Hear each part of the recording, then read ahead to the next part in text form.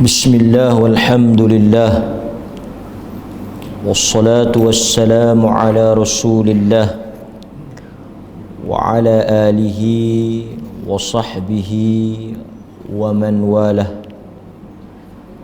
Asyhadu an la ilaha illallah wahdahu la syarika lah wa asyhadu anna Muhammadan abduhu wa rasuluh. Amma ba'd. Hadirin mukminin, tuan-tuan, muslimin, muslimat yang dirahmati oleh Allah Azza wa Jal. Sebelum kita memulakan ceramah ataupun kuliah kita pada malam ini, kita semua merafakkan setinggi-tinggi kesyukuran kita kepada Allah Tabaraka wa Ta'ala kerana dengan izin dan rahmatnya Allah Subhanahu wa Ta'ala memelihara negeri ini, memelihara rakyatnya, memelihara raja dan pemerintah negeri ini daripada perkara yang buruk dan tidak diingini. Mudah-mudahan Allah memberikan taufik, hidayah kepada kita semua, dan senantiasa Allah mengekalkan nikmat ini ke atas kita. Di dalam keadaan yang seperti ini, kita semua maklum sebahagian tempat, sama ada mereka suka ataupun tidak, Allah telah menulis dan menentukan apa yang berlaku ini sebelum kita diciptakan. Terima kasih pengurusi majlis, jawatan kuasa masjid, dan terutama sekali yang berhormat Tuan Haji Ruzaini Rais, pemimpin kita yang bersama malam ini, Exco Hal Ehwal Agama Islam, Kebajikan dan urusan berkaitan dengan sempadan dan bencana alam Negeri Perlis, merangkap Adun Besri, dan pihak yang menganjurkan Yayasan Dakwah Islamiah Malaysia Cawangan Perlis Yadim, sempena dengan bulan ini diisytiharkan sebagai bulan dakwah. Dan saya dimaklumkan di negeri-negeri lain kesemua program yang berhubung dengan bulan dakwah ini ditangguhkan kerana arahan daripada pemerintah yang menghadkan sebarang bentuk program yang melibatkan perhimpunan orang ramai. Tetapi kita di Perlis, ke semua masjid-masjid dan sebarang bentuk aktiviti keagamaan dibenarkan dan diberikan ruang yang seluas-luasnya oleh Allah Subhanahu wa Ta'ala untuk kita manfaatkan. Inilah nikmat yang paling besar kepada kita rakyat Perlis. Sebab itu tuan-tuan, dalam tempoh waktu yang sukar ini, saya menasihatkan diri saya, kawan-kawan dan semua tuan-tuan, jika tidak ada dalam doa kita sebelum ini, pastikan selepas daripada ini, ketika sujud, selepas daripada memberi salam, doakan kebaikan untuk raja pemerintah, doakan kebaikan untuk para pemimpin kita, doakan kebaikan untuk negeri ini, doakan kebaikan untuk negara ini, doakan kebaikan untuk seluruh rakyat Muslim yang berada dan bukan Muslim mendapat hidayah dan Allah mengangkat wabak dan penyakit ini daripada kita. Supaya kita tahu tuan-tuan, Dalam keadaan ini kita melihat secara langsung, kuliah ini dirakamkan, seluruh Malaysia melihat. Kita menjadi saksi betapa kerdil dan betapa dhaif dan lemahnya manusia.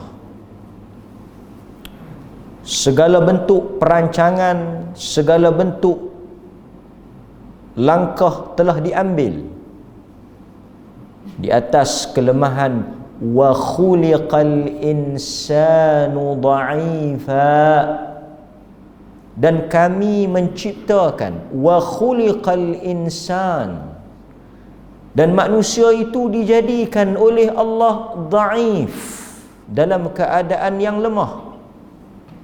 Hatta kan kata para ulama, untuk kita mengangkat tangan doa, hatta kan untuk kita mengangkat tangan doa kepada Allah, kita tidak diizinkan melainkan dengan kehendak Allah. Sebab itu dalam iddah, dalam tempoh waktu ini, di antara zikir yang sangat tepat, yang sangat berkait dengan apa yang kita sedang hadapi ini, zikir yang sangat dianjurkan untuk kita baca, la haula wala quwwata illa billah. Tidak ada daya upaya dan tidak ada kekuatan, tidak ada kemampuan.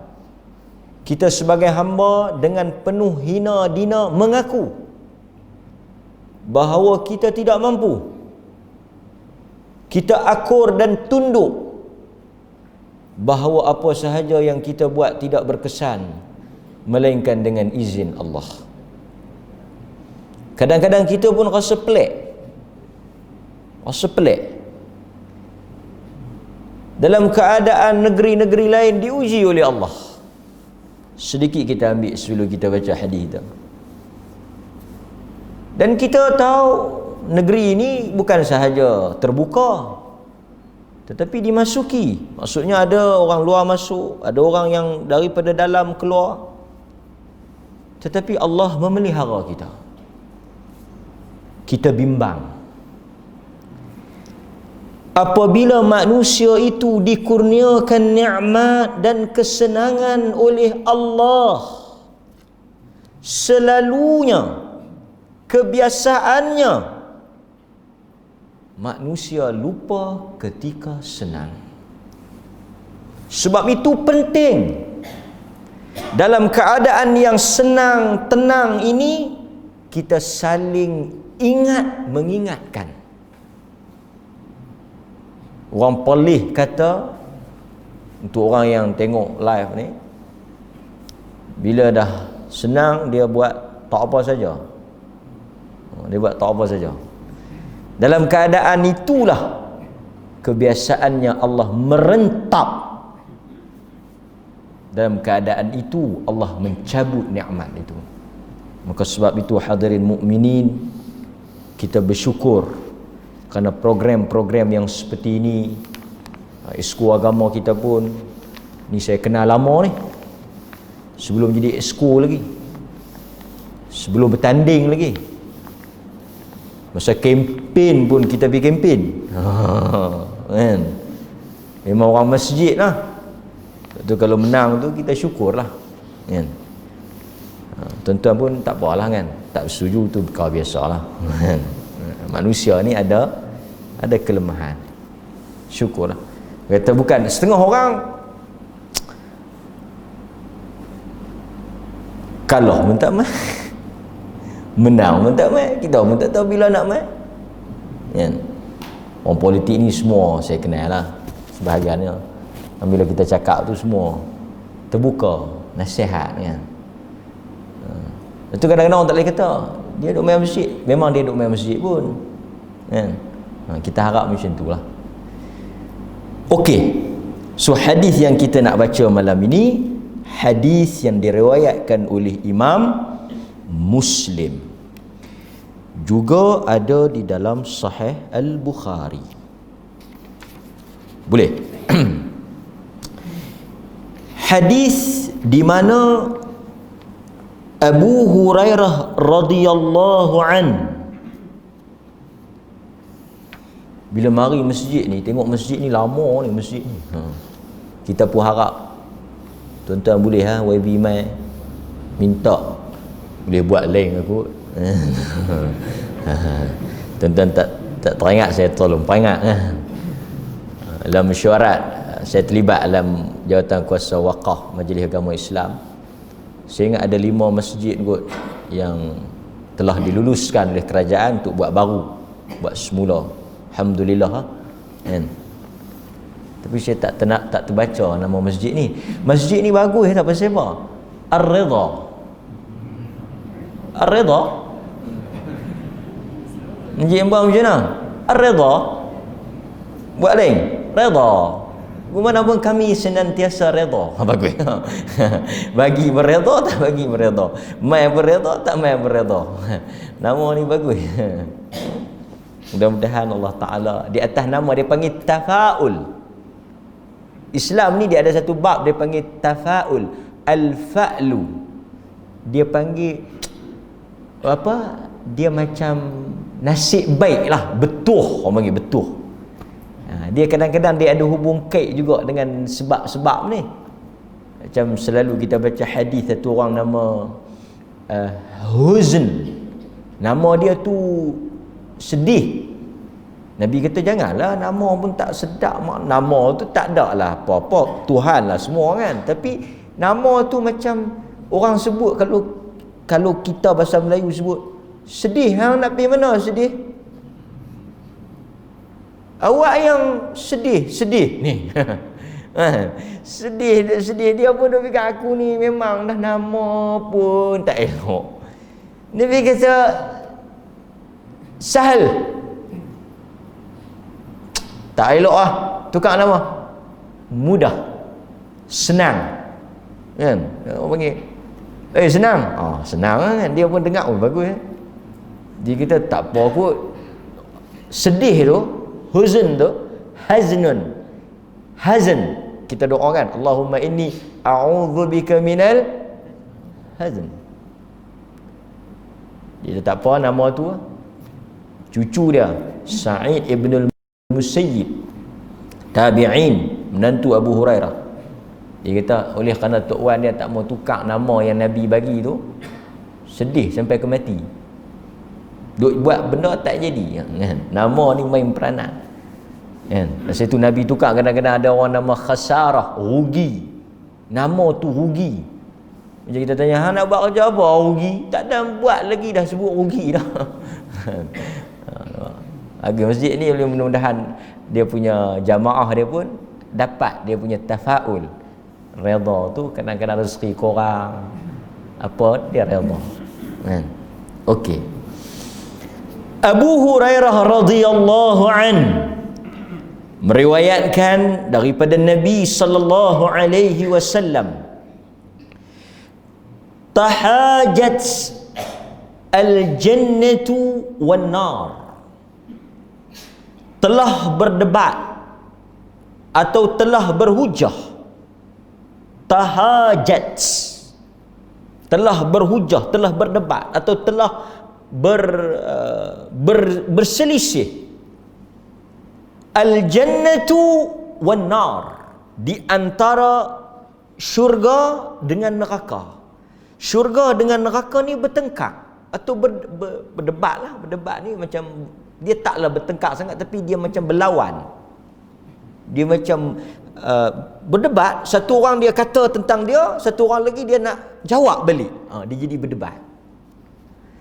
Kata para ulama bila baca hadis ni, apabila Nabi sebut tahajat, syurga berdebat, artinya syurga bercakap.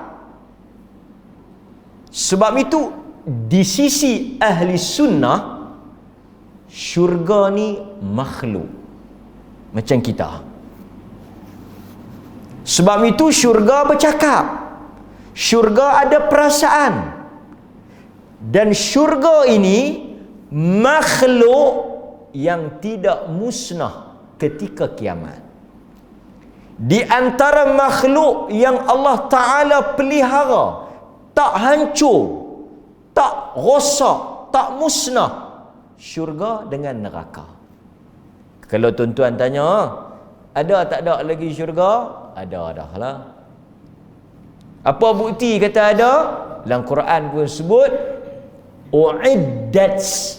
Syurga itu uiddat, telah kami buat, telah kami sediakan lil muttaqin, untuk orang yang bertakwa. Maksudnya ada ke tak ada? Kalau tengok pada ayat tu, ada. Neraka ada tak ada lagi? Neraka pun dah ada. Ini saya sebut sikit intro.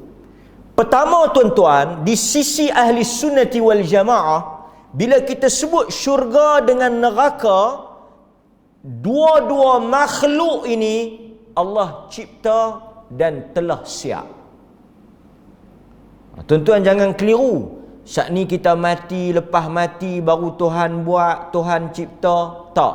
Dah memang ada. Lebih besar daripada itu, bukan sahaja syurga dengan neraka ini telah siap, telah ada, telah diciptakan. Lebih besar daripada itu apa dia? Senarai nama penghuninya juga telah keluar. List member tu dah ada dah. Senarai ahli, siapa daripada kalangan manusia dan jin yang akan menjadi ahli neraka, siapa daripada kalangan kita yang akan masuk ke dalam syurga, telah tertulis. Tu dia, tunggu nak masuk ya. Dia quick kawan dia. Gina, nama duk ada dah, bertak umum lagi. Nama tu dah ada, nama calon-calon tu dah ada. Siapa yang akan menghuni syurga, siapa yang akan menghuni neraka, telah disiapkan oleh Allah, kata Nabi sallallahu alaihi wasallam. Sebelum kita diciptakan, sebelum kita dilahirkan, sebelum tuan-tuan wujud dan alam ini wujud, nama penghuni syurga itu telah keluar, telah tertulis. Dah ada dah. Sebab itu kita ni tuan-tuan hidup mengikut ketentuan yang ditulis. Lepas itu sahabat kata, ya Rasulullah, dalam hadis yang selalu kita baca, ya Rasulullah, kalaulah sudah tertulis, kalaulah sudah Allah itu menentukan nama-nama ahli syurga, buat apakah kita beribadat ini jika namanya sudah ada? Macam ni ya tuan-tuan. Apa benda pun kalau nama dah ada, tuan-tuan duk pulun buat apa? Buat penat ya. Macam contohlah kan, nak minta kerja, nama orang yang mereka nak ambil tu dah ada dah. Mereka habaq macam ni ya. Hampa nak isi borang boleh lah isi, nak beli borang boleh lah, nak hantar mai memohon boleh lah, tapi nama hak yang kami nak ambil tu ada dah. Jadi tuan-tuan isi tak lagi? Dah. Orang pelih lah kata, buang karan. Nama dah ada dan nama. Sahabat tanya, ya Rasulullah, untuk apa kita beramal?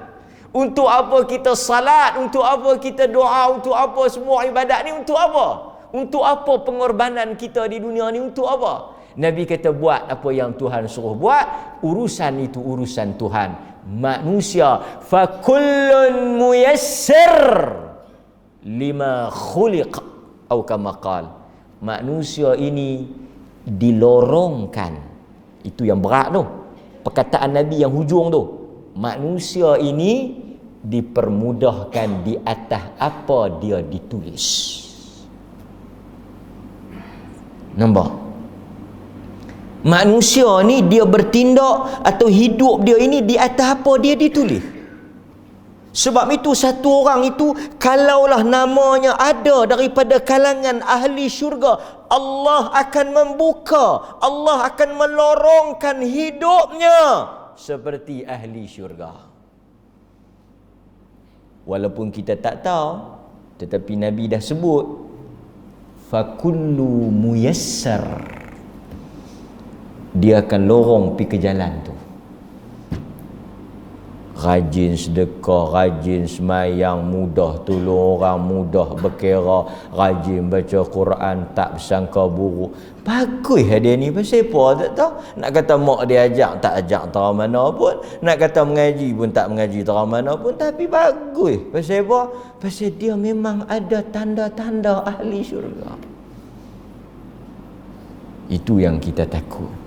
Kita takut apa tuan-tuan? Kita takut apa? Kita tak dipermudahkan hala ke syurga itu.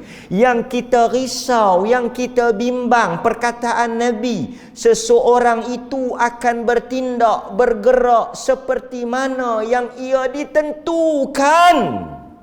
Jika dia ditentukan daripada kalangan ahli neraka, hidupnya akan cenderung muyul, akan tertarik kepada jalan neraka itu.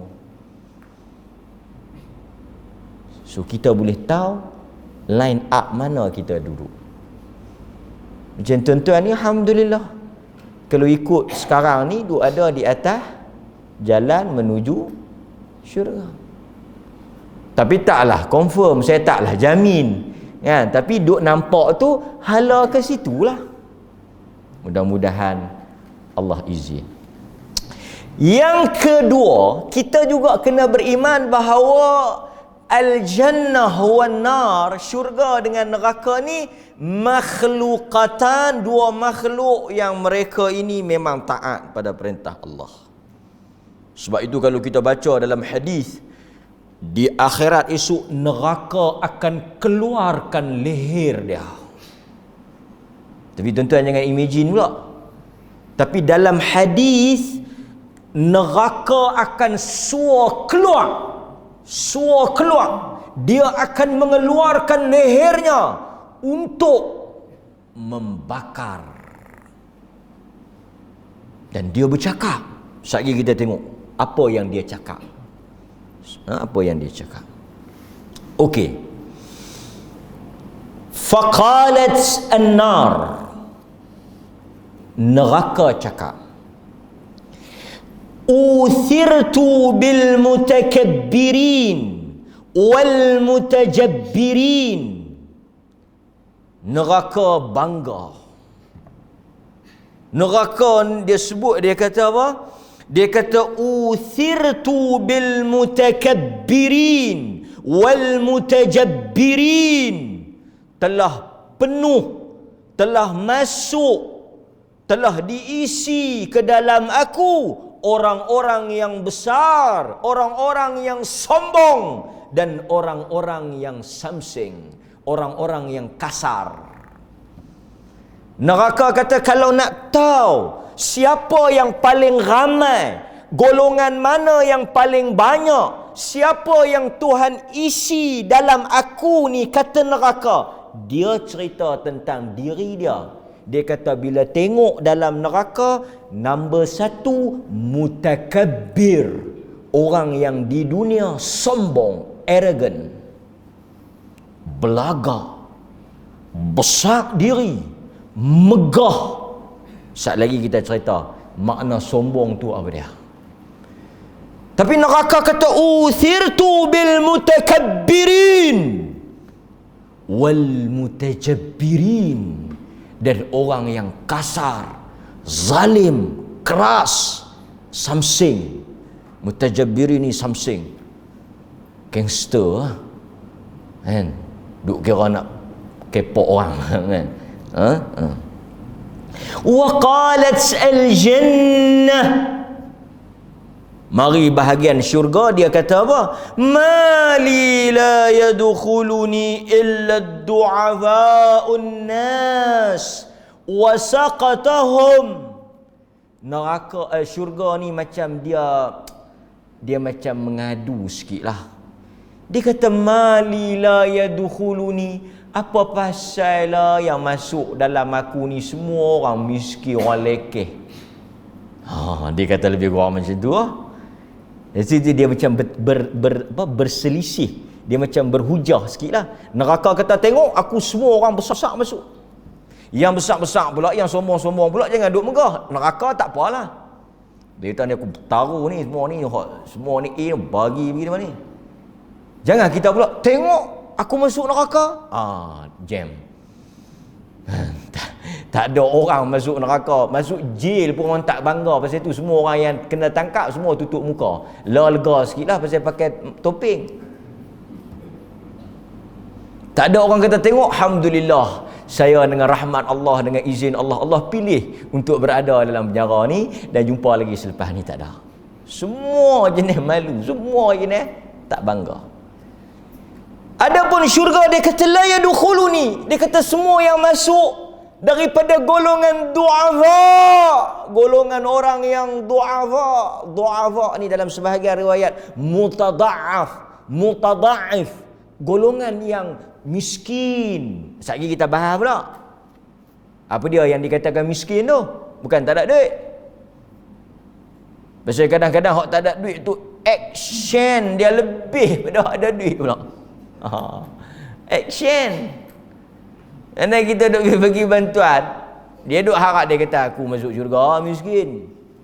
Miskin dalam hadis ni bukan miskin tak ada duit tu. Kadang-kadang ada orang miskin dia fikir, tuan-tuan, Nabi ni dia buta huruf. Tapi adakah sunnah pergi buta huruf? Dia tak pasal apa hang tak hantar anak hang pergi mengaji sekolah? Hei, ikut Nabi. Wih, ikut mana?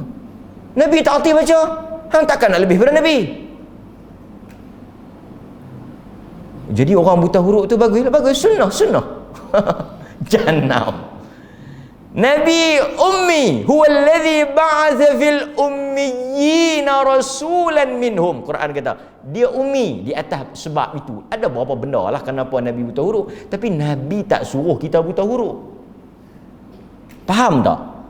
Nabi dia buta huruf, dia tak boleh baca di atas berapa sebab, tapi dia tak kempen suruh kita buta huruf. Ni pun saya nak sebut kot benda ni. Sebab itu Quran bila turun, dia tak sebut tentang buta huruf, dia sebut tentang apa? Iqra. Nampak tak? Iqra artinya apa? Dia suruh kita baca. Sekali tuan-tuan pergi baca Nabi miskin, tak ada makan apa semua, dia pergi buat lagu tu di rumah dia. Abang tak ada apa ni, hang tak mau ikut Nabi? Apa? Hang tengok Nabi balik rumah tanya bini apa, tak ada apa nak makan. Kita nak buat rumah lagu rumah Nabi lah. Rumah macam mana rumah Nabi? Rumah Nabi tu rumah yang tak ada makanan, tu rumah Nabi lah. Dia yang balok duk pergi tenyih atas nama Nabi. Kan Rasulullah bila balik ada apa nak makan? Tak ada apa. Aku kalau balik aku tanya, kena jawab tak ada apa. Tak. Sebab itu kita kena keluar daripada kefahaman yang salah. Bila kita kata Nabi hidupnya zuhud, Nabi hidupnya sederhana, simple, atau dalam erti kata lain kita nampak Nabi itu tidak keduniaan, tidaklah bermakna dia mengajar umatnya untuk hidup merempak dan melarat. Itu dua benda yang tak sama. Sebab itu bila Nabi doa Allahumma ahyini miskinan wa amitni miskinan, dalam sebahagian riwayat, ya Allah hidupkanlah aku sebagai orang miskin, matikanlah aku sebagai orang miskin, dan kumpulkanlah aku sebagai orang miskin. Miskin bila kita tengok di kalangan ahlul hadis, di kalangan ulama hadis, bila mereka syarah tentang makna miskin, kesemuanya boleh dikatakan miskin bukan bermaksud tak ada duit tu. Miskin bukan maksud melarat tu, merempak tu. Sekejap lagi tuan-tuan, pergi duk jual kereta, jual habis semua apa ni, mai duk di masjid ni. Miskin tu dengan maksud apa? Bila kita tengok syurah, dia panggil pensyarah hadis, syarah, orang yang syarah hadis, buka Ibn Hajar ke, buka Ibnu Battal ke, siapa An-Nawawi ke, ni tokoh-tokoh besar dalam ahli hadis ni yang syarah hadis. Fathul Bari, apa semua ni, dia kata apa? Miskin dengan makna tawadhu'. Miskin dengan makna tawadhu'. Bukan miskin dalam arti kata miskin duit tu.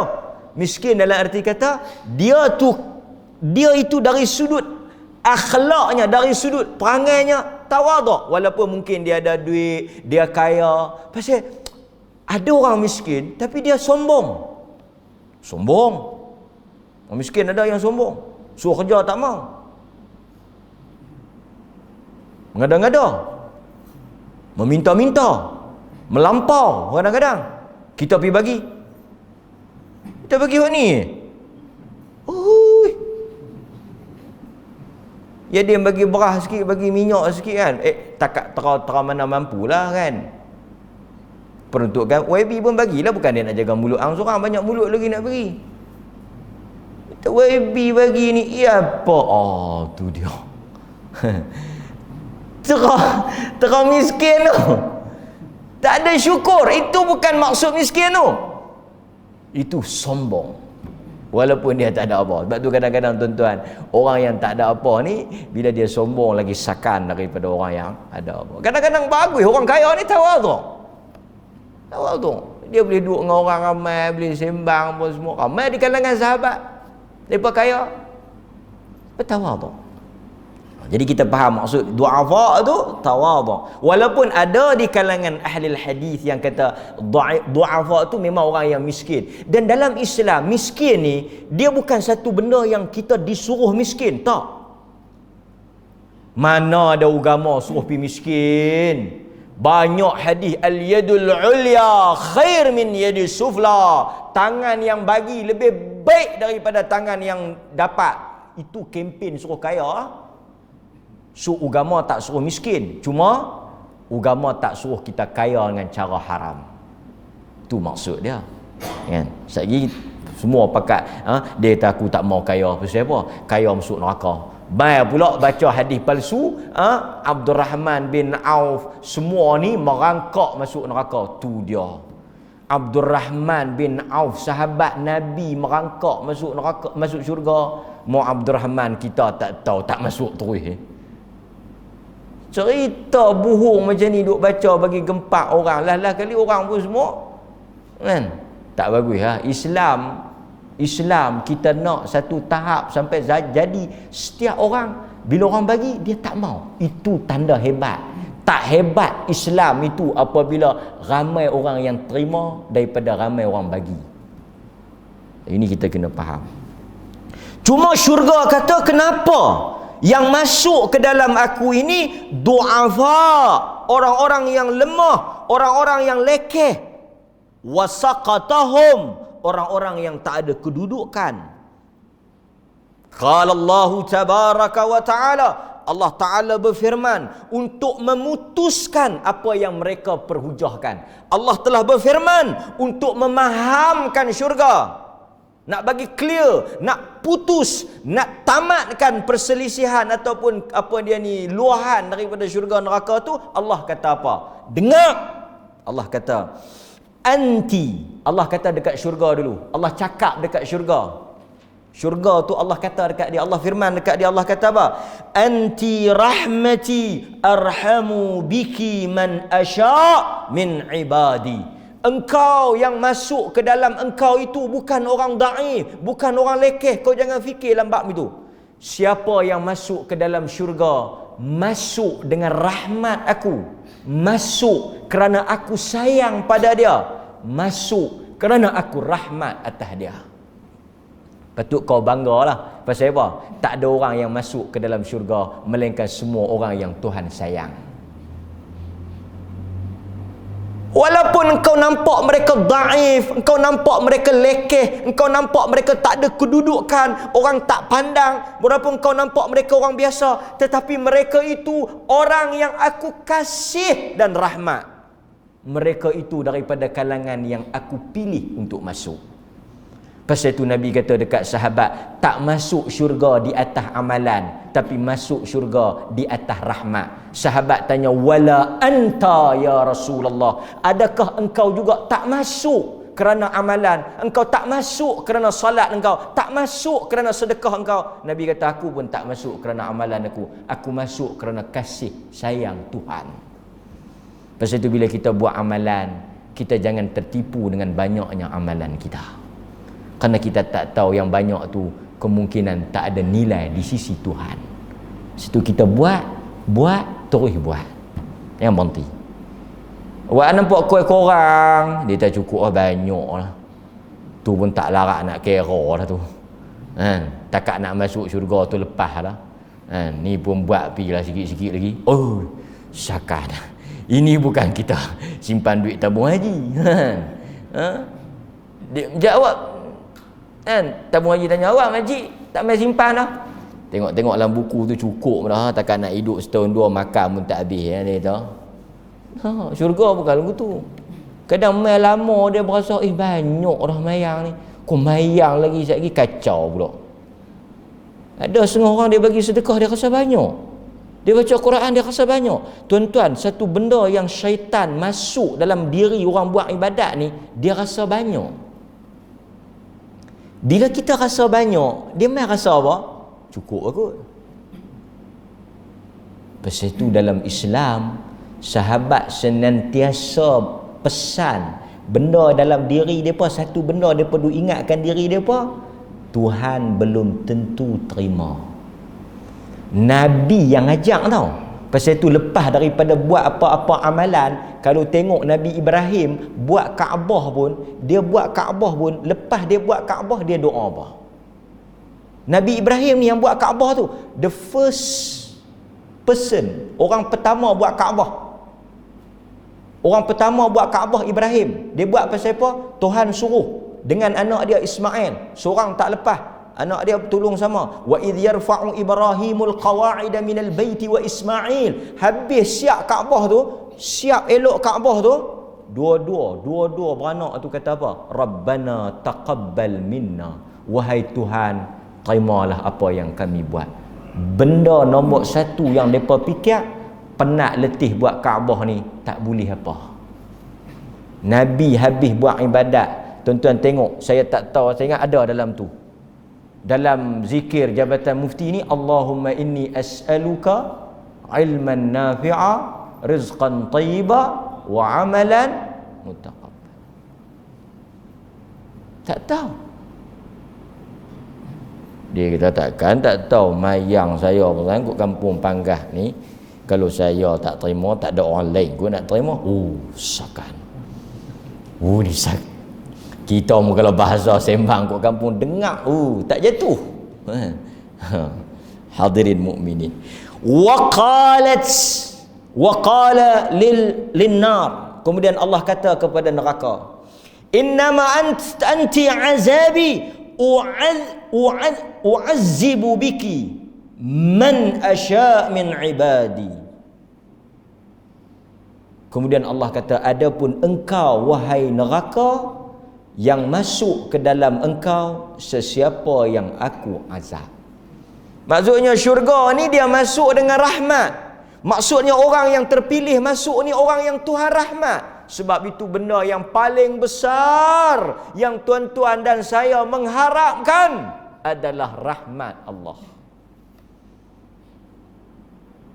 Pasal itu dalam banyak-banyak nama Allah selalu ulang Bismillahirrahmanirrahim. Ar-Rahman Ar-Rahim. Itu yang pertama. Hadirin mukminin, sebelum kita nak terus baca hadis tu, saya nak berhenti tang tu dulu. Berdasarkan kepada hadis ni, jelas kepada kita bahawa penghuni syurga itu daripada kalangan orang yang miskin, daripada kalangan orang yang dhaif. Ini dikuatkan lagi dengan hadis riwayat Bukhari. Jadi tuan-tuan kena dengar bagi elok-elok ni, sebab saya takut tuan-tuan keliru. Okey, dengar. Daripada Harith bin Wahhab radhiyallahu an, dia berkata, Rasulullah sallallahu alaihi wasallam bersabda dalam hadis yang diriwayatkan oleh Bukhari, Muslim, "Ala ukhbirukum bi ahli jannah?" Nabi tanya kepada sahabat, "Mahukah kamu aku beritahu tentang siapakah ahli syurga?" Nabi tanya sahabat, ini dia panggil teknik biasa Nabi lah, selalunya Nabi buat macam tu. Tanya nak bagi sahabat fokus. "Ala ukhbirukum?" Mau dengar tak? Nak dengar tak? Nak tahu tak?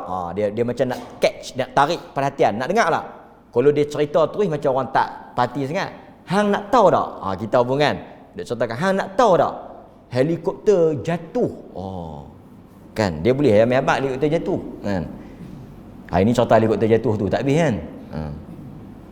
Kawan tu pun kata, "Aku tahu dah. Hang duk panggah pun tahu no." Tengok telefon aku. Lah canggih.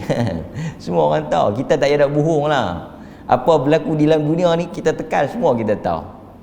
Sebab tu tuan-tuan, jangan ditipu dalam urusan agama, apatah lagi dalam urusan dunia, apatah lagi dalam urusan agama. Cek. Apa orang main cerita? Cek. Nabi kata, "Mahukah kamu aku bagi tahu siapa yang paling ramai dalam syurga?" Nabi kata, "Kullu dha'if mutada'if." Atau sebahagian baca mutada'af. Yang paling ramai daripada kalangan ahli syurga, majoriti mereka itu orang yang da'if, orang yang lemah, orang yang tak ada apa. Mutada'if, orang yang miskin. Sebahagian mutada'af, orang yang tawadhu'. Tapi mereka ini walaupun dilihat pada pandangan manusia, mereka ini lekeh. Pada pandangan manusia, mereka ini tak ada apa-apa. Pandangan manusia, mereka ini biasa. Orang tengok biasa. Mungkin pakaian dia biasa. Sebab manusia ni dia nilai orang tak zahir lah. Kan? Saya main ni pakai jubah. Tuan-tuan tengok lah. Kan? Satu tempat saya pakai baju Melayu, pakai seluar. Yang kawan teman tu dia pakai jubah. Turun nak pergi ceramah.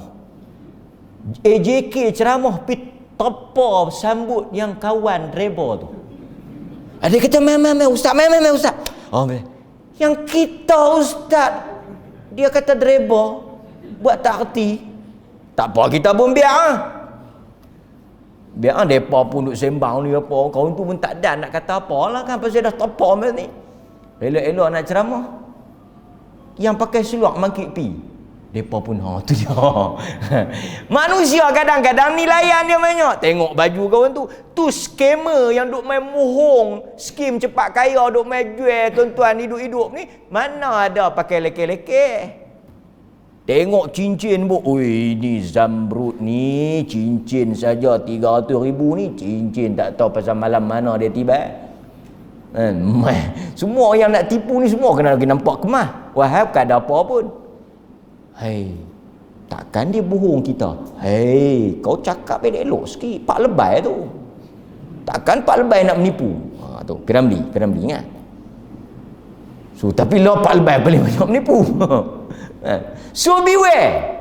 Nabi kata kadang-kadang kita tengok biasa, pakaian dia biasa, penampilan dia biasa, zahir dia biasa, tapi orang ni Nabi kata apa? Lau aqsam 'ala Allah, sekali dia angkat tangan dekat Allah Ta'ala, tak tarik lagi Tuhan makbul. Tu sakan dia. Yang kata hebat dia tu, yang orang tengok tak ada apa, lekeh, bukan orang biasa-biasa pun, tak nampak kata alim, tak nampak tok syekh, tak, kadang hak yang pakai ni tak tahu mana pun. Yang tak pakai biasa ni kan. Tapi Nabi kata lau aqsam 'ala Allah, dia kalau dia minta kepada Allah, la abarrah, Tuhan akan makbul. Hebat dia di sisi Tuhan, dekat walaupun kita nampak macam dia tak ada apa-apa. Azan. Tengok masjid ni redha. Kalau masjid lain dia berabang, ini bagi redha. Kita bagi laluan azan dulu. Sat lagi kita sambung sikit dah. Entah, insya-Allah hadis ni kita tangguh. Wallahu taala a'lam.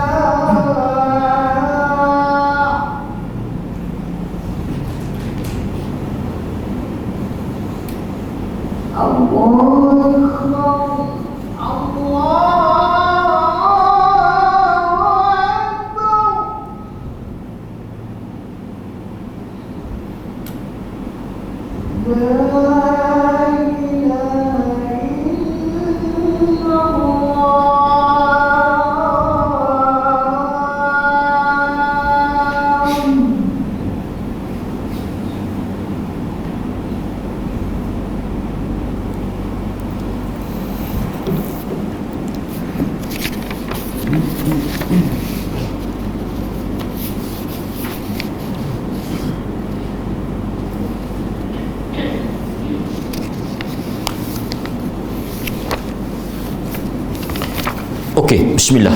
Kita sambung sikit tuan-tuan. Sikit ya. Dalam hadis ni Nabi kata yang paling ramai masuk ke dalam syurga orang yang dhaif, orang yang mutadhaif, orang yang kita nampak lekeh, yang kita nampak biasa, yang kita nampak susah, sehingga bila orang tengok dia, orang rasa dia ni macam bukan siapa-siapa.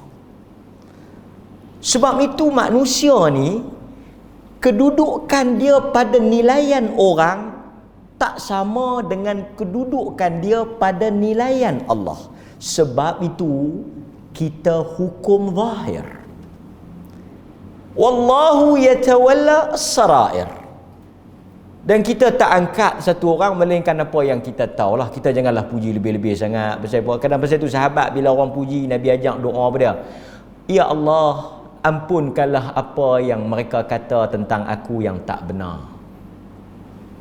Dan janganlah engkau menghukum aku di atas apa yang mereka kata, yang bukan diri aku seperti apa yang mereka kata. Tawaduk. Bila orang puji kita, kita diajak baca satu doa, ya Allah, kau jangan hukum aku di atas apa yang mereka kata, bukan aku macam tu. Bagus dia ni, sebenarnya dia tak bagus. Ya Allah, kau jangan hukum aku. Sebab manusia dia tengok, dia hukum, dia nampak bagus-bagus. Kan? Dia nampak kawan tu sekali pergi masjid, dia kata kawan tu kaki masjid. Oh, bagus dia tu, orang masjid. Itu aku pergi masjid, aku jumpa dia. Dia pun pergi pasal apa nak sign apa, tak bertemu waktu tu. Aku tu kata, betul ke jumpa dia di masjid? Betul, aku jumpa dia di masjid. Oh, bagus dia orang masjid. Nampak tuan-tuan? Dulu lagi sakan. Nak apa? 2012 pakat main masjid pasal nak kiamat. Lepas tu tak jadi. Dia tak nampak gaya macam tak Eddie, tak main lain. Manusia. Pasal tu kita pakaian boleh pakai. Kan? Boleh pakai, nak jadi ustaz pakai macam ustaz, nak jadi orang politik pakai macam orang politik, nak jadi orang bisnes pakai macam orang bisnes, pakaian. Pasal itu kita tak ukur, kita ukur berdasarkan ilmu. Ma qala Allah wa ma qala Rasul. Apa yang Allah kata dan apa yang Rasul kata. Itu satu. Kemudian Nabi kata, ala ukhbirukum bi ahlin nar. Mahukah kamu aku beritahu pula siapa orang yang paling ramai? Tengok dia macam kontra balik. Siapa yang paling ramai di dalam neraka? Orang yang daif. Siapa yang dalam syurga? Orang daif. Siapa paling ramai dalam neraka? Kullu utullin jawad mustakbir. Orang yang kasar, kejam, zalim, bengis. Lagi jawad, bakhil, kedekut. Bakhil, kedekut. Kedekut dengan cermat kita dah faham, ada beza kedekut dengan cermat ni. Kadang kawan tu cermat, kan? Dia cermat ni maksud dia bukan kedekut, kan? Ke sama ya? Tak tahu. Dia tahu jom pergi makan kedai. Ish, dok kot bini masak ah. Yang ni dia panggil cermat. Dok aku nak belanja. Tak apa, kalau nak belanja boleh. Nah, ini dia panggil cermat. Okey. Lagi musjawadin, dia bukan sahaja kedekut, dia jenis jawaz, dia bukan sahaja kedekut, tapi dia kedekut hala keluar, tapi dia tak kedekut hala masuk. Fahamlah kot no? Kan? Mustakbir, sombong.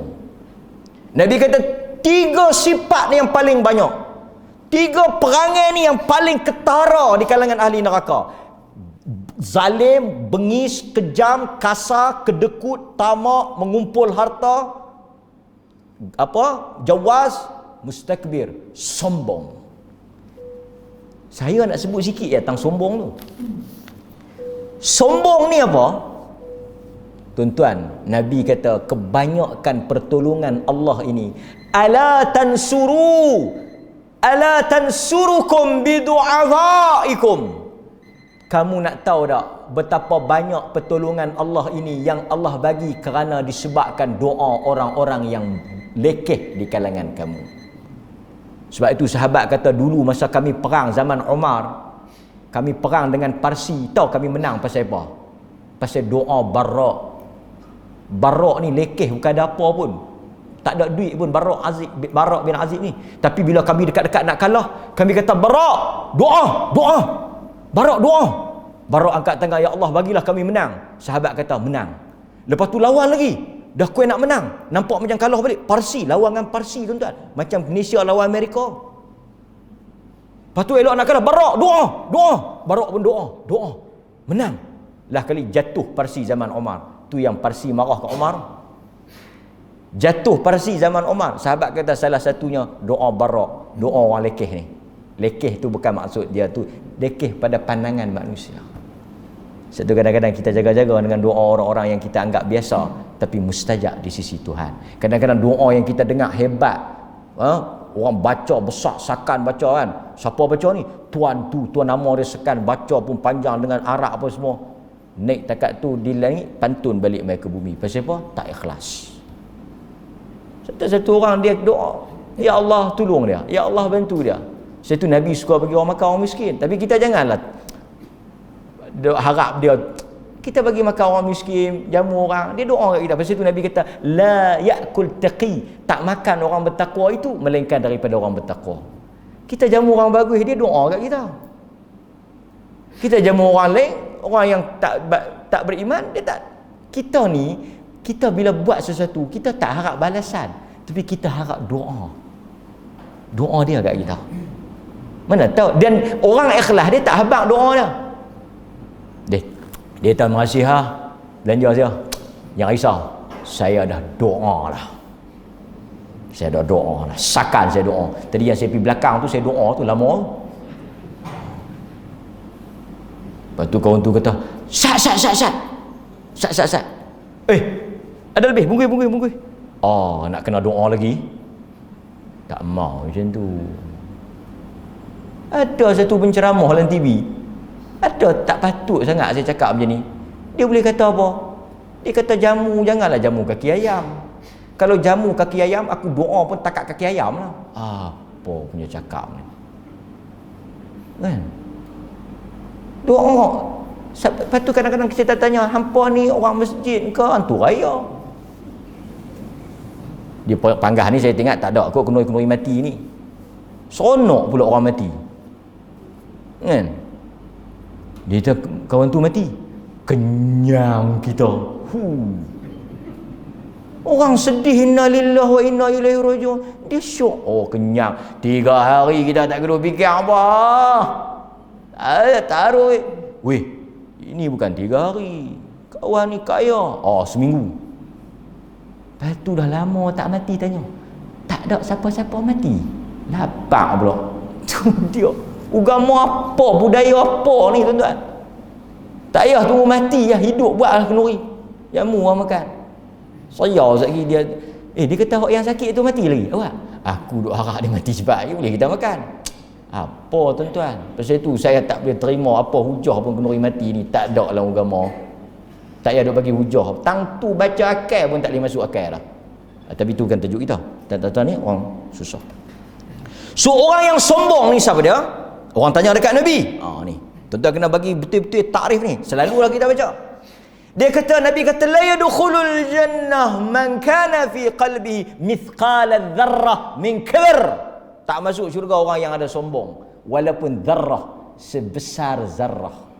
Zarrah ni dia akan nampak. Itu dia panggil zarrah. Pasal tak nampak. Kecil, halus. Nabi kata besar tu pun ada sikit sombong, tak masuk syurga. Bau pun tak. Sahabat tanya, ya Rasulullah, satu orang dia pakai rajulun thawbuhu hasanun. Sebab apa kita selalu tengok satu orang pakai cantik, sombong. Nabi dia kata, ya Rasulullah, adakah orang pakai cantik itu sombong? Adakah na'luhu, ada satu orang ni dia suka pakai cantik, kasut dia cantik, kereta dia cantik, kenderaan dia cantik, semualah cantik. Maksudnya hebatlah. Adakah dia ni sombong? Adakah sombong itu lagu tu? Nabi kata, innallaha jamil yuhibbul jamal. Tuhan memang suka orang cantik. Tuhan suka orang kemas. Pasal itu Nabi marah orang yang pakai lekeh-lekeh. Sekali tuan-tuan semua esok mai pakai kayu, mai pakai baju semua terkoyak. Dia kata, imam tu nak mayang ke mana kain terkoyak? Awak teruk sangat. Dhaif. Aku dhaif, aku nak masuk syurga dah. Kan? Tampung kata ceruk sampai keng dia dengan keng meja rumah dia tak ada beza. Sama alas meja dengan keng baju raya. Ekonomi, beli sekali senang. Nabi suka pakai innallaha yuhibbu an yura. Tuhan suka dia nak tengok kita cantik. Sebab apa? Dia juga yang bagi duit tu. Dia nak tengok. Pasal itu kita kena pakai cantik. Sebab pakai cantik ni bukan sombong. Ada orang pakai lekeh pun sombong. Pasal itu pakaian ni dia tak menggambarkan sombong. Dan Tuhan suka cantik. Tuhan suka. Pasal itu kadang-kadang Nabi tengok satu orang pakai lekeh, Nabi tanya apa? Ada duit? Ada? Duit apa? Dia tahu aku ada kambing, ada unta. Beli baju padan dengan duit. Kita pakai pergi. Kalau tak ada duit tak apa, tapi kalau ada duit pakai. Setengah orang dia suka nampak. Pasal itu zuhud, dia kata zuhud pakai Zuhud ni dia kata pakai hak tak elok, pakai pasal tu dia tasawuf tu salah satunya daripada pakaian kasar. Bila nak kuat agama kena pakai leke, kena pakai busuk, badan pun kena masam, gigi tak berui, janggut tak sabar. Oh, ni pasal apa? Ada ni wali. Pasal tu depa di Indon saya tengok, aduh. Ada ke wali dia kutip tepi longkang mana atau wali dengan pakai kain tak cukup. Serabai kita tengok pun wali apa ni, wali syaitan ke? Nabi tak suka lagu tu. Nabi tak suka. Dia kata ni jangan main-main ni wali apa orang gila. Dan kebanyakan nak jadi wali kena gila. Tu dia sakan. Nabi tak suka tuan, pakai begitu cantik. Allah kata apa? Khudhu zinatakum. Mai masjid pakai cantik. Pakai bergelok. Quran suruh. Qul man harrama allati akhraja li'ibadihi. Siapa yang kata tak boleh pakai, siapa yang suruh pakai tak elok, habaq kat dia, siapa berani haram benda Tuhan halal. Quran kata. So kita kena bagi differentiate antara buat susah dengan susah betul. Pakai bergelok. Tuan-tuan. Imam Malik bin Anas dia pakai elok. Imam Muslim tokai kain kot tak silap saya. Dia pakai elok. Semua depa jenis mampu pakai, yang tak mampu tak payahlah kan. Okey. Tapi saya nak cerita Nabi kata apa? Yang kata sombong tu, yang kata masuk neraka tu, paling ramai dalam neraka tu yang tak boleh masuk neraka. Dan Nabi kata salasun man la yukallimullah wa la yanzuru ilaihim. Esok Tuhan muka pun tak mau tengok, bukan nak bercakap. Nabi kata muka pun Tuhan tak tengok. Siapa dia? Orang sombong. Siapa dia sombong? Pertama, bataral haq. Orang cakap benda betul, dia tak mau terima. Ketegak, degil, kerah kepala. Orang habaq hadis tak mau terima. Orang habaq benda betul tak mau terima. Dia tahan tegur apa? Hang tak beranak lagi, aku beranak dah. Ubun-umbul lembut lah apa dia. Sombong, belagak. Tak mau terima teguran, tak mau terima nasihat. Ini satu bab juga. Tengok pula siapa dia nak nasihat. Hang siapa nak nasihat aku? Kan? Lepas tu pertahan pula benda salah. Ini tak betul ya. Kan? Ada pula kan. Mula kita kata benda ni palsu. Dia kata ni. Siapa kata palsu? Kita pun habaq kata ni bukti-bukti semua ni palsu. Dia kata apa ni? Yang kata orang ni sombong ni tahu dah. Lagu mana pun nak menang.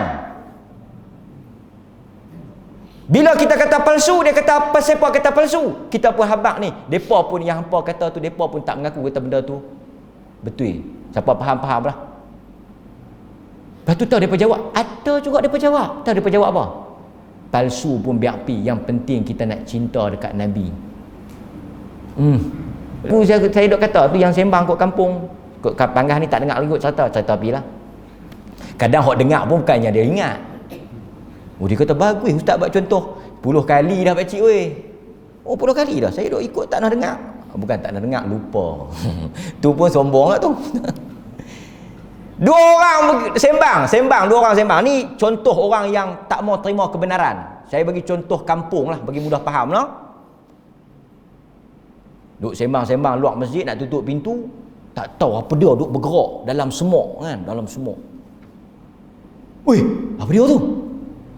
Ulang ke apa? Kucing ke apa? Tak tahu, tapi petang tadi aku nampak macam burung duk buat sarang. Takkan burung pula.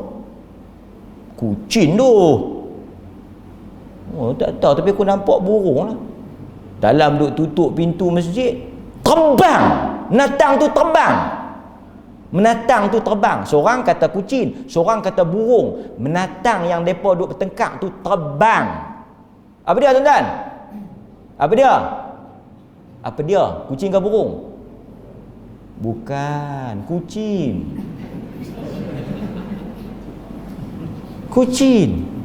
Kawan tu kata, terbang tu burung lah. Kucing. Hang tengok tu terbang. Kucing yang bersayap. Hang bukan tahu apa, kucing tu ada sayap. Sudah, aku nak balik. Biar pilah murung lagu mana. Pasal tu pembohong ni dia akan terus bohong. Janji dia tak kalah. Dia pun balik dalam puas hati. Pasal apa? Aku menang juga. Yang kau tu kata, biar pilah, gila banyak jenis. Ini contoh bertengkar Pasal tu Al-Imam Syafi'i kata apa? Ma jadaltu ahadan. Aku tak pernah berkelahi, tak pernah berdebat. Jadaltu. Imam Syafi'i kata, aku kalau Imam Syafi'i dia kata, aku kalau berdebat mesti menang. Aku hanya kalah dengan orang yang bodoh. Pasal apa? Orang alim dia nak tahu betul ke salah. Bila betul, dia mengaku betul. Itu orang alim, itu tawaduk, itu orang yang mencari kebenaran. Tapi bertengkar dengan orang bodoh, pasal itu Quran pun bukan takat bertengkar, bercakap dengan orang bodoh pun tak bagi. Wa idza khatabahumul jahil, apabila bercakap dengan kamu orang bodoh, jangan layan. Assalamualaikum, makasih, balik dulu. Quran aja. Kalau hangpa layan, hangpa pun sama naik. Quran tak bagi. Quran kata Assalamualaikum. Pasal apa? Pasal dia nak menang. Imam Syafi'i kata, kita bagi pilah hujah macam mana pun dia tak akan terima. Lah kali kita kalah. Pasal apa? Pasal dia nak menang. Bagi dia menang. Pasal ini orang sombong. Pasal apa ni? Dia mayang apa? Mayang mayat. Mayang mayat ni bukan tak ada rokok. Pasal apa hang rokok? Oi, takkan nak malu kawan pakai jubah. Dia kata, yang sebelama ni orang tak rokok tu, pasal yang semayang tu tak kena mengena dengan si mati. Saya ni yang rokok ni, pasal yang mati tu mak menakan. Jadi saudara saya rokok lah. Oh macam tu ke? Kalau adik-beradik kita boleh rokok. Yang tak boleh rokok tu kalau orang luar asing. Oh macam tu ke? Nak tunjuk kata tak tidak sekali. Faham tuan-tuan? Dua contoh cukup. So ini sombong. Yang kedua apa dia? Nabi kata waghamtun nas. Bukan sahaja dia tak boleh terima kebenaran, dia ada satu perangai pelekeh orang. Pelekeh orang ni bukan saja orang kaya. Orang miskin pun pelekeh orang. Macam tu orang miskin kadang-kadang cara dia cakap, banyak tu ya. Hak ni ya bagi. Terani ya. Oi, syukur terima kasih tak ada. Ini satu tuan-tuan. So, saya nak cerita lagi. Esok ni, orang-orang yang sombong ni, Allah Ta'ala akan masukkan dalam neraka dalam keadaan hina. Mereka ni paling banyak dalam neraka ni. Mereka masuk dalam keadaan hina, dalam keadaan lekeh. Sebahagian riwayat, dia jadi macam semut. Semut tu. Allah Ta'ala tukar orang sombong ni, dia jadi macam semut hitam tu. Dah semut dah kecil hitam pula tu. Kita semut tu jalan pijak macam tu ya, perasan pun tak. Tu dia jadi macam tu. Yang dulu besar tu, pasal dulu dia megah kan. Pasal tu tuan-tuan tengok, Iblis kes apa? Iblis kes apa? Iblis kes apa? Sombong. Qarun kes apa? Sombong.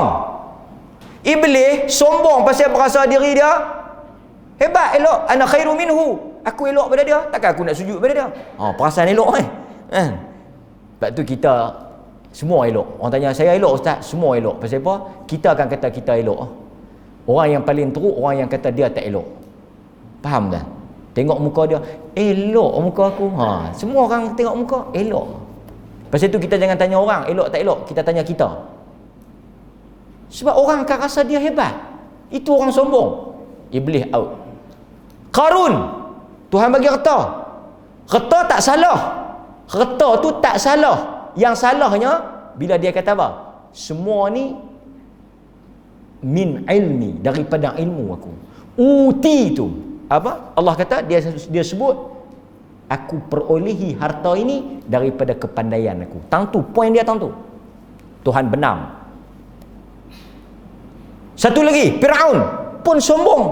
Semua yang tuan-tuan baca yang kena tenggelam dengan Tuhan ni, semua geng sombong. Dalam satu hadis lagi sakan, satu laki-laki dia pakai baju, dia berjalan, timbul rasa sombong. Pasal tu kita bersyukur juga umat Muhammad ni Tuhan tak banyak cash. Banyakkan dosa kita Tuhan tangguh. Tapi umat dulu Nabi kata satu laki-laki dia berjalan sikit dia, berapa langkah dia sombong.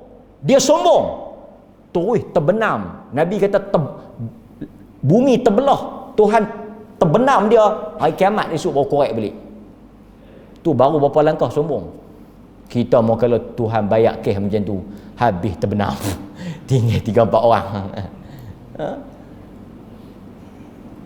Pasal tu, tengok Luqman pesan kat anak dia apa? Ya bunai, anakku, jangan syirik ke Allah. Semayang jangan tinggal. Antara benda besar dia kata apa? Wala tamshi fil ardi marha. Kau jangan berjalan dalam keadaan sombong. Pasal apa ulama tafsir kata dalam banyak-banyak benda berjalan dikaitkan dengan sombong. Pasal orang yang berjalan ni dia ada gaya sombong. Tapi sebenarnya ni pun kita kena faham juga. Ada orang kadang-kadang dia faham jalan sombong ni jalan buka dada. Dak. Saya nak abang kat tuan-tuan. Di zaman Umar ada satu orang dia berjalan, dia duk buat warak pelik. Tuan-tuan kadang-kadang kena faham, ni saat ni dah kuat agama, sebelum jadi AJK masjid jalan elok, lepas-lepas jadi AJK masjid jalan pun tak langkah. Astagfirullah. Astagfirullah. Duk buat lembut leher. Astagfirullah. Awak anu tawaduk. Umar dia tengok satu orang berjalan, dia kata hang sakit ah. Jangan duk berjalan macam orang ada penyakit. Dalam sebahagian riwayat dia tabuh belakang kawan tu, bagi sudah. Dia tak berjalan elok. Kami hidup dengan manusia yang paling mulia. Dia berjalan macam turun daripada bukit, badan tegak, dan jalan jangan bagi orang nampak lekeh. Itu dia. Maksudnya bukan dia. Sebab tu kadang-kadang orang yang berjalan warak tu kita nampak macam warak, tapi sebenarnya dia sombong. Berjalan kononnya Assalamualaikum. Dia buat ni dalam diri. Tu dia ni. Ni wali. Tu serah-serah tu. Suar tangan. Suar macam tak suar. Cum. Jalan bagi nampak orang Islam. Izzah. Bukan sombong. Jalan bagi nampak macam mana. Ini. Assalamualaikum. Kita nampak warak apa? Dia tengah duduk besar diri tu. Sombong. Lepas itu kita nampak kadang-kadang pakaian dia lekeh. Tapi sebenarnya pakaian dia, tengok aku. Dia kata tengok aku. Tu orang sombong. So tuan-tuan berhati-hati. Syaitan bila dia masuk, kita seakan-akan rasa macam kita tengah duk tawaduk, tapi sebenarnya kita duk besar diri. Kita tak rasa. Itu apa yang Umar tegur ke lelaki-lelaki tadi. Dan tuan-tuan hadirin mukminin, bila kita faham, sebab tuan-tuan kena tahu pasal apa saya kata bila kita masuk dalam neraka dia jadi kecil. Pasal orang bila masuk dalam neraka ni dia jadi besar. Tapi orang yang sombong ni, Allah Ta'ala hukum dia jadi kecil. Walhal orang yang masuk dalam neraka ni, dia jadi besar. Tuan-tuan kalau besar ni masuk dalam neraka, neraka tak rasa apa, tak padan. Dalam hadis Nabi kata apa? Ni saya nak cerita ni, saiz ahli neraka. Cerita apa lah? Tuan-tuan bisa dengar ke?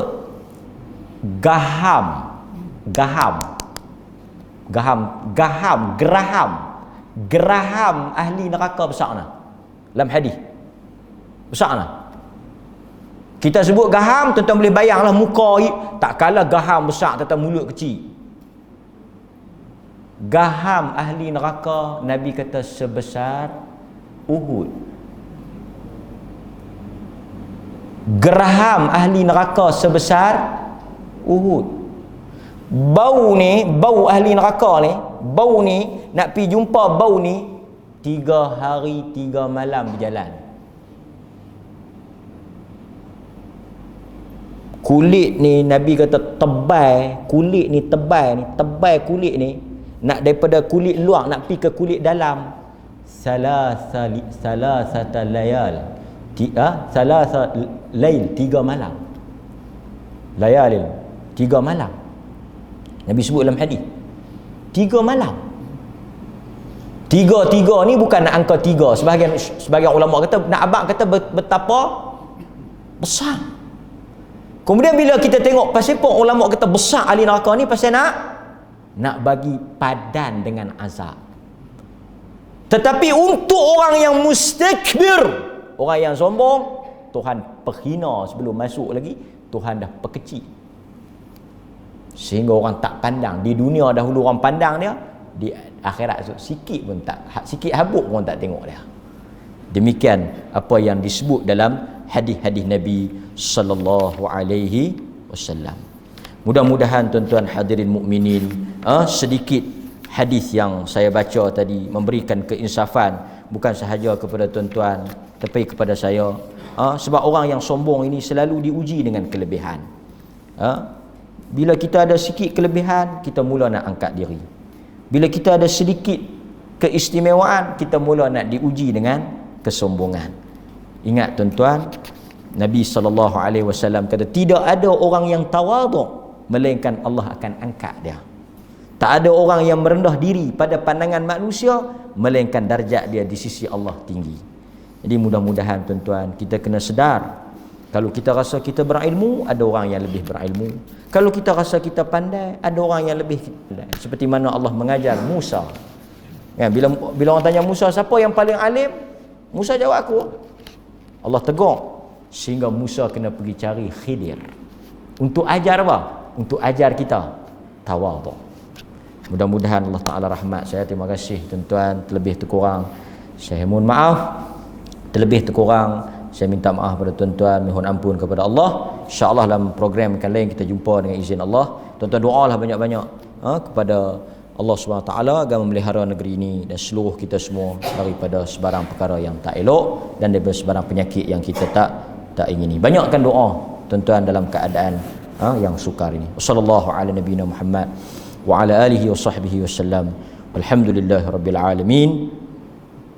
Assalamualaikum warahmatullahi wabarakatuh.